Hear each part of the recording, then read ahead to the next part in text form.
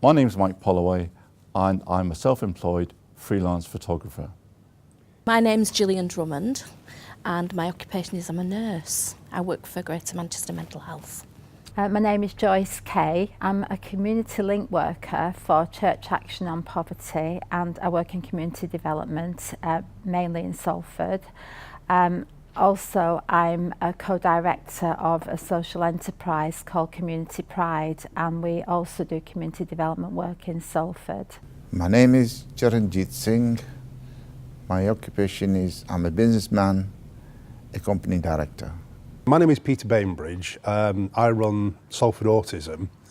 My day job, I repair damaged building interiors for insurance companies.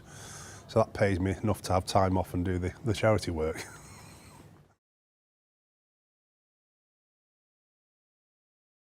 I represent the Orthodox Jewish community in Broughton Park, Salford. I represent our Sikh community. I represent grassroots people, and that can be a wide variety of people. It can be people from a particular estate in Salford, but it can also be groups of people such as homeless people, ex-offenders, it can be people with disabilities, it can be just a group of people that have a need that we are trying to help them with, to try and help them to find their own solution to their issues. In relation to my work, I represent Greater Manchester Mental Health. That's who I work for. We're a mental health trust and I cover services in Bolton, Salford and Trafford. I work particularly with people who are living with dementia and also older people. So they're who I represent. That's a really good question. I've long time been a supporter of the police service, and I have to say I don't always envy the sort of work that is imposed upon the service, especially GMP. So I felt that there was an opportunity for me to be involved in helping the community and GMP understand each other. So the opportunity arose and I grabbed it with both hands. I was invited to join the IAG when I was with Church Action on Poverty because my predecessor was already on the IAG, so I basically took over the role from her. Well, I think it's quite important that a police force engages with the population and the population engages with the police force, because you are supposed to be part of us, not an occupying force, but you need a channel for information and opinions to go in both directions. And the more familiarity, the better. Part of my function as Salford Autism is advocating in a general sense for autistic people and in the wider sense with disabled people in general. Just trying to get some of our issues across to the various organisations and to local authorities and things. So the Independent Advisory Group is quite a useful route for that. I was recommended that I think that there was a keen interest to engage with someone with dementia experience, because more and more the police are coming into contact with people living with dementia, and somebody recommended me and I was contacted and I gladly volunteered.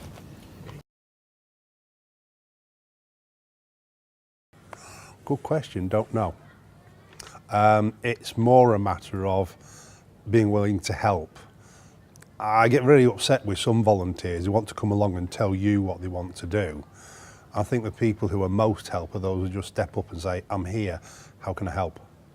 I can offer a lot my experience, my community service, my service within the police force as a chaplain force-wide, and my service as a prison chaplain, minister in 3-4 prisons, lots of, and I'm a founder chairman of Sikh Association in Manchester, Central Gurdwara.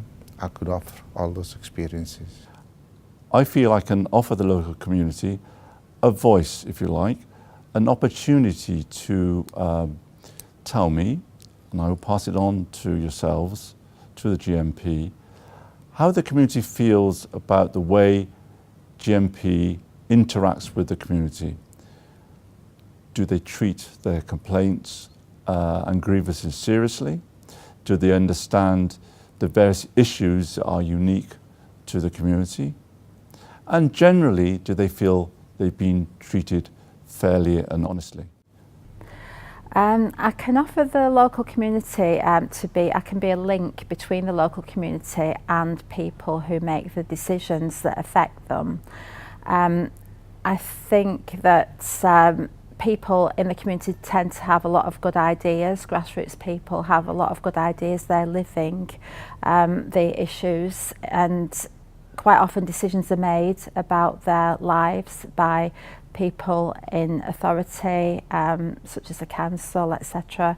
And we provide a link enabling those people to have a voice, have a seat at the table, and we sort of provide opportunity to work at their issues and work at solutions to their issues.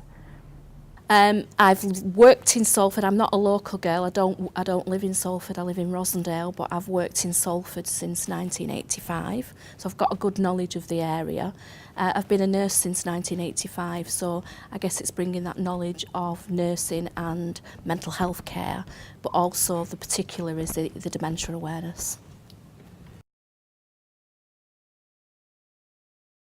I think my role with the IAG can help because sometimes there are pieces of work that we do that are helpful to the police. For example, we recently produced something with a group of people on Salford Poverty Truth Commission that was a street guide for homeless people, and when I showed it to the IAG, people were interested because it had a lot of information that generally the police would find useful. Another thing is that we worked with ex-offenders a couple of years ago, and we produced a booklet written by ex-offenders, and it was aimed at people coming out of prison and how they saw ways of not getting into trouble again, not reoffending. So we some of our things we produce with the groups are helpful to police.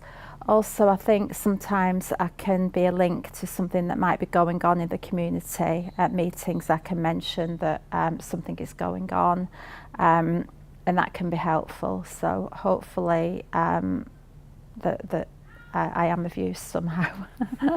Part of my role, in addition to being a nurse, is I chair the Salford Dementia Action Alliance, which is a group of businesses who are working to become dementia friendly. Greater Manchester Police is signed up to become dementia friendly. So I hope, I've only been a member for a few short months, only attending one meeting.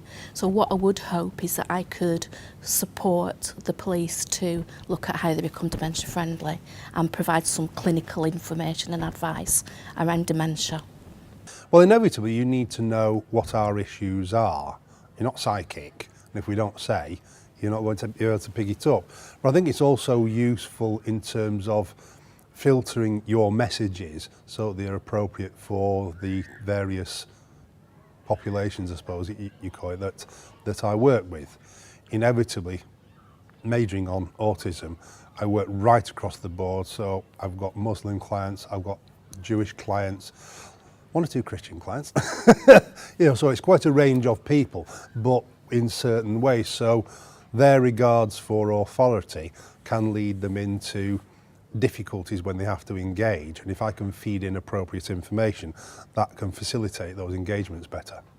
I think at times, especially in periods of high tension or where something is critical on the streets, it's very easy for a police officer, especially one who doesn't really understand the particular, not peculiar, but idiosyncratic nature of the Orthodox Jewish community, can exacerbate the situation and produce results that really weren't going to happen in the first place. So, for example, a lot of the members of the community, their first language isn't English, usually Yiddish. And so if a police officer who, understandably, could be quite stressed in some circumstances, will start asking questions, it's quite possible the person doesn't understand. And that will produce a result which isn't going to be particularly a happy one. There are also times when a female officer might try to intercede or perform a duty and involves men, and the two really shouldn't interact too closely, and they probably wouldn't understand that.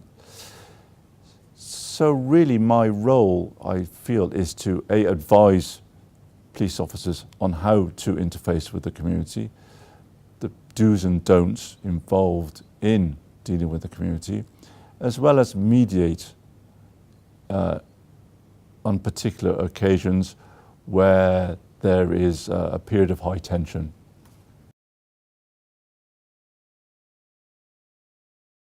Yeah, inevitably organisations like the police have their own institutional ways of doing things, which informs the way that people tend to think. It's not that that's bad per se, it's just it happens because people have got a job to do. And let's face it, if it's kicking off, you guys don't have much time to actually be pleased and thank you all over the place. That kind of thing needs to be understood, but also it needs to be understood the other way around, how you could do certain aspects of it better.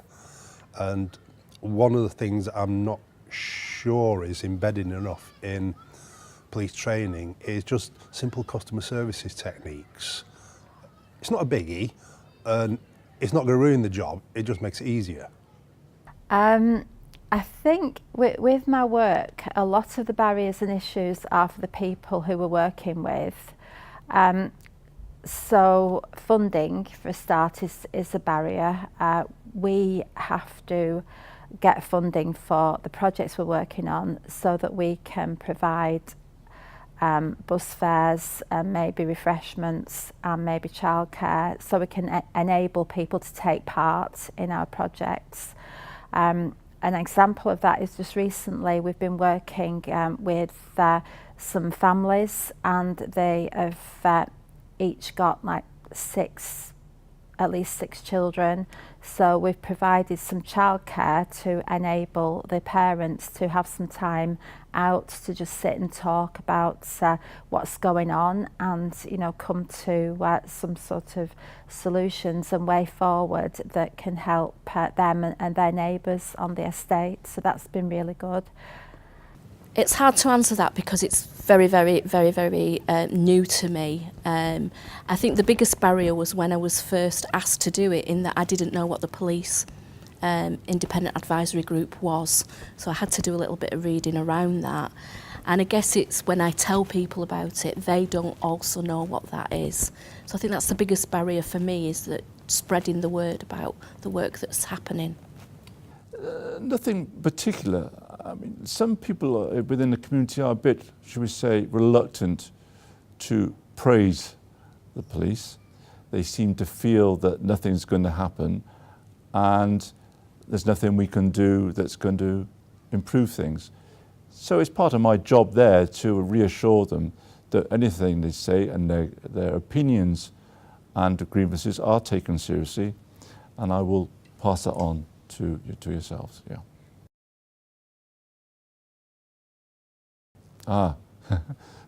Not many people realise this, but I was proudly a serving member of the British Army for a total of 37 years, both as a regular serviceman and as a territorial army officer. Not a lot of people know that. My service as a Rotarian to start with, in Rotary International, I've been given the highest award, PHF, and been made president 7 times. At the current time, I'm also president, and I'm the force-wide chaplain to the police. One thing that might surprise people is that I went to work in India to find out how women in India form self-help groups to help the local community, and that was really useful because you feel that if this can happen in India, then I'm sure it can happen in the UK.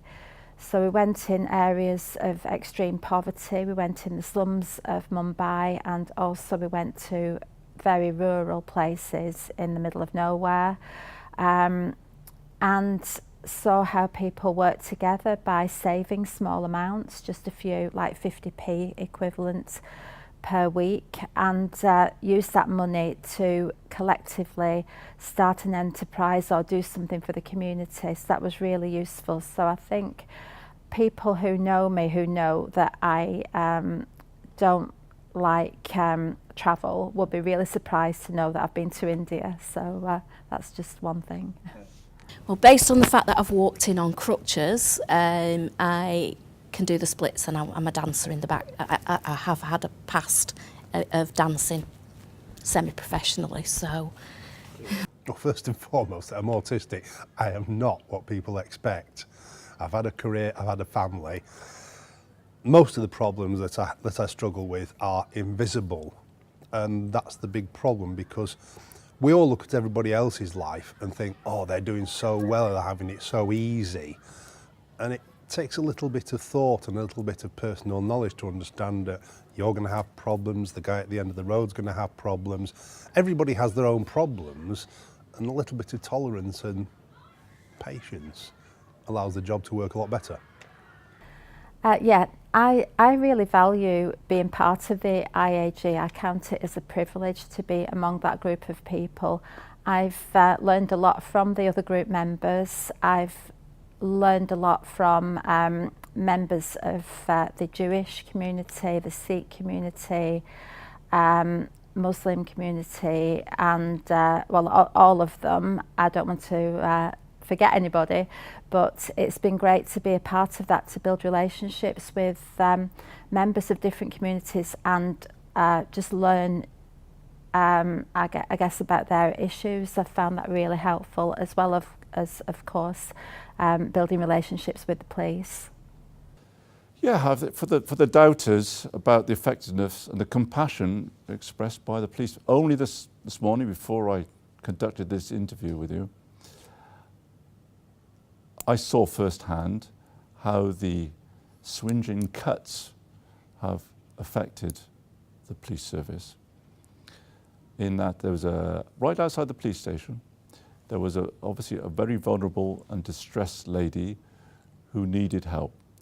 She was not in a good state, and it's obvious she needed a lot of social care and probably some hospital treatment as well. It's only too obvious no social worker was available, could be available, and hoping for an ambulance to come straight away, yeah, with the cutbacks there, that she wouldn't be at the top of the priority list. However, what I did see with police officers who taken the time to show compassion, to deal with the situation, and make sure she got the attention she deserved.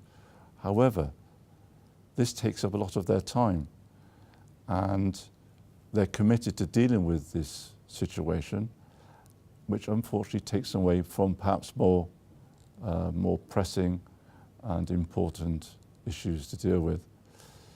So I'm distressing myself that the cutbacks have caused this to happen. And I feel that you really need all the support that the community can give you.